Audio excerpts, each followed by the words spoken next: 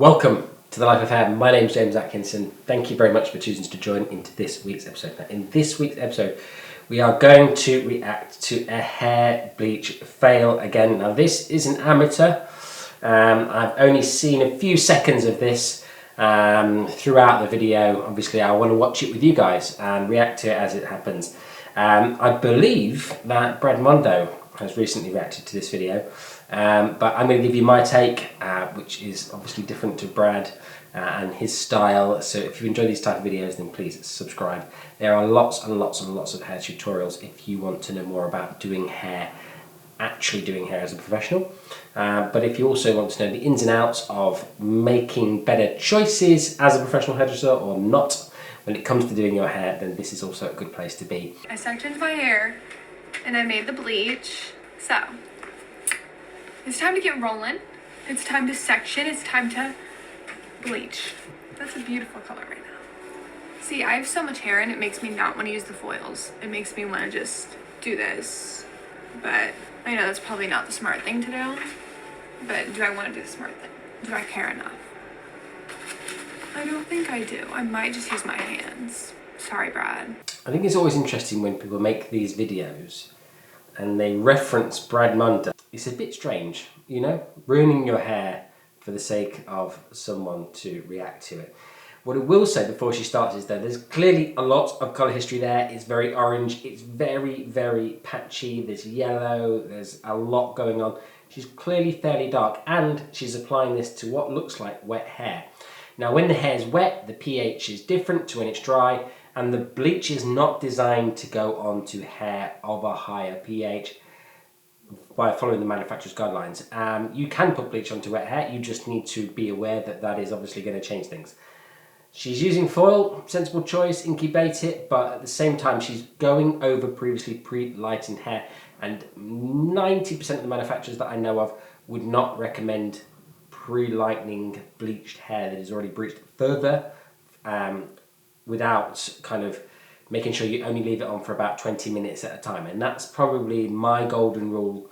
When I bleach previously bleached hair, I make sure that I'm only leaving it on for 20 minutes at a time. I'm coming and I'm checking every 5 minutes, and I'm washing off and reapplying if necessary. So I'm giving myself that safety net of making sure that 20 minutes is the maximum, and I've explained that to the client from the get-go. That's the really important bit, guys. You have to explain to the client from the get-go that 20 minutes is the maximum. I'm going to check it in 20 minutes, and if I feel like in any way, shape or form that it is compromised, it's coming off.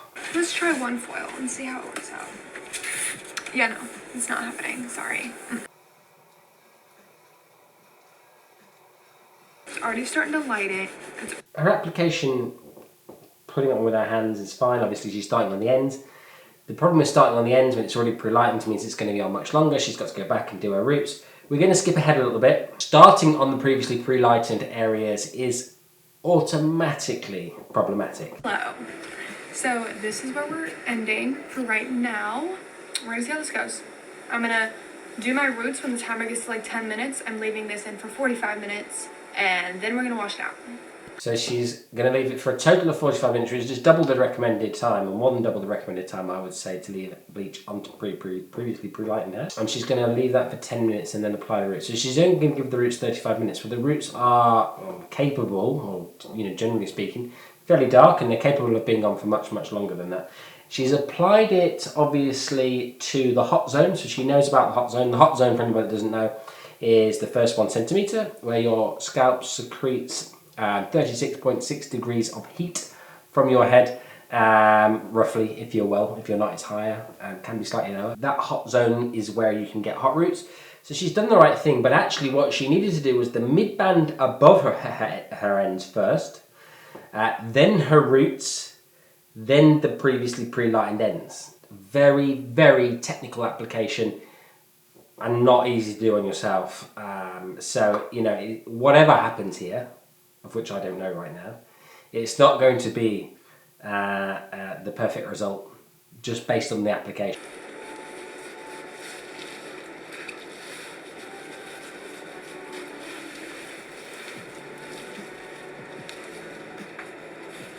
I'll report back when I'm done with my roots. I'm not talking because I'm stressed out. So I think you probably saw on the screen there, she's seen some breakage within her hair. This is just because the order that it's gone on to her hair in, it really should have gone mid-band, ends, roots, not ends, mid-band, roots. Tackling that cold zone first, above the previously pre-lightened hair, is the only way to go here, guys. Okay, the only way to make this work would be to tackle that band, then go and do the ends, and then go back in and do the roots. Using foil would be helpful to tackle the mid-band, so placing foils down, tackling that mid-band, using that kind of platinum card technique that we saw maybe from last week's video, where sections were laid onto previous sections, and then you can use less foil and use the product as the incubator and using a lot of product.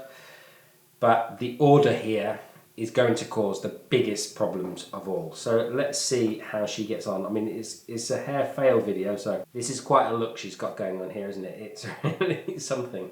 It's like a style in its own right. The situation, I look like Maleficent. I don't think it's gonna look good. I'm gonna tell you that right now. Because I got a little, like I said, I got a little glimpse. And it did not look good. Oh. Okay, so we can see, if we zoom in a little bit into the image, there is some serious hot roots. Even so, her whole hairline is blonde. The rich, intense orange colour that you see in her hair beyond that is because I think there was a box dye potentially on her hair, and that is why the ends were so reddy orange, blonde, a mixture of all sorts of colours.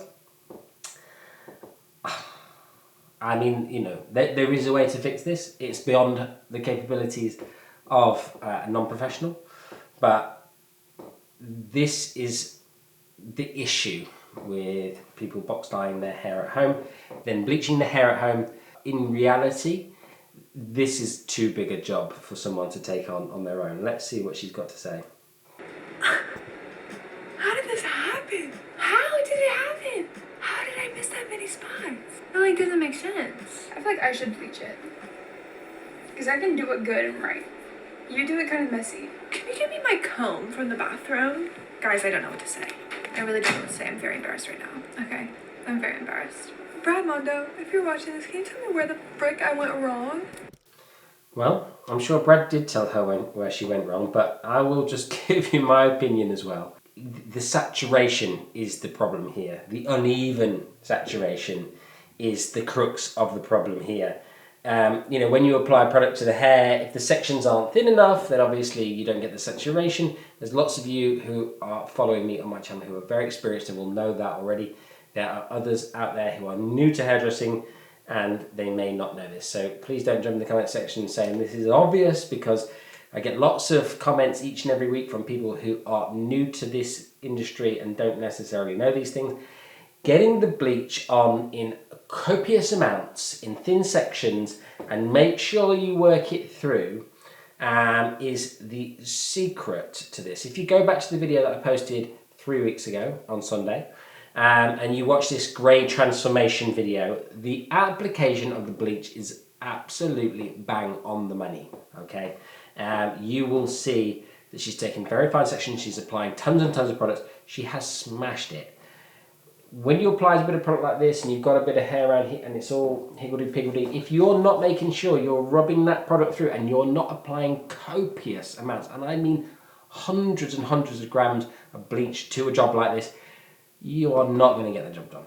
You are not going to get the job done. People do not realise the amount of bleach that is required, especially non-professionals, to get a job like this done. It's really, really important. If you're new to this bleaching game, you've got to remember you need to get as much product onto that hair as humanly possible. It really is that important, because the amount of bleach that you get on the hair will determine the success of your technique.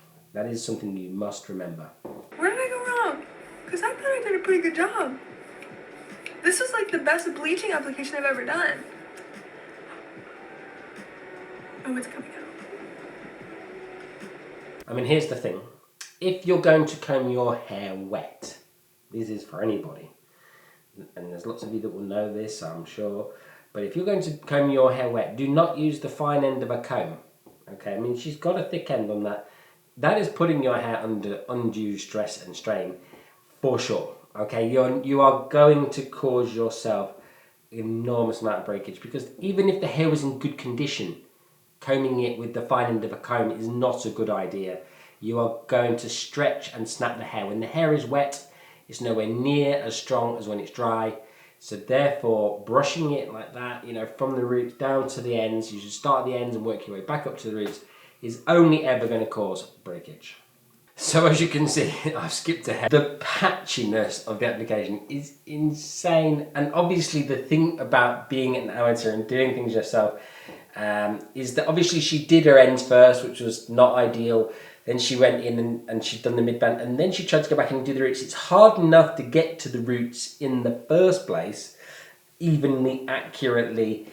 It's making my head itch. I don't know why, looking at I'm going to show you the final result and how it all played out. Now, here's the end result, and actually, she looks great. I think this is a win. Okay, I mean, obviously it didn't. They didn't mean for it to play out like this, but this is a win. The difficulty in this kind of bleaching scenario is that it requires a high level of accuracy, and if you're not very good at bleaching or you're new to bleaching, here's my golden hot tip. Map out where you're going to bleach first and how you're going to do it and what level of peroxide you're going to use and roughly how long that is going to be on the hair. So for this particular instance, we would have left the ends, we'd have gone in and done the mid-zone, left the root out. We probably would have used a lower vol in that mid-zone, maybe 10, maybe 20, depending on the bleach you're using. Then go back in, reapply your root area, again with a low vol, maybe 10, maybe 20, depending on the level of lightness you're trying to achieve, and dependent on the current level that the client is on naturally. Then go back in and lighten those ends for the last 20 minutes only. This is a very time-consuming and laborious job, so therefore you would need to charge accordingly. I do not think you'd have got it above a medium blonde, a level 7 for all the tea in the world. You'd have never got it to that level clean without that warmth. And so this would require strand testing beforehand, because when you do a colour correction, strand test before you start, so you know what you're dealing with. If you are a professional dealing with this, if you're at home and wondering why someone's quoted you a lot of money to do your hair, it's because of the technicalities that are involved in bleach corrections. Because if you don't want your hair to look like this, then you have to follow the rules. There are certain ways of operating for a reason. I hope you found this episode interesting, useful and insightful, and if you have, then please hit that subscribe button. I look forward to seeing you again for another episode of Life of Hair next Sunday. Have a great week. I'll see you then.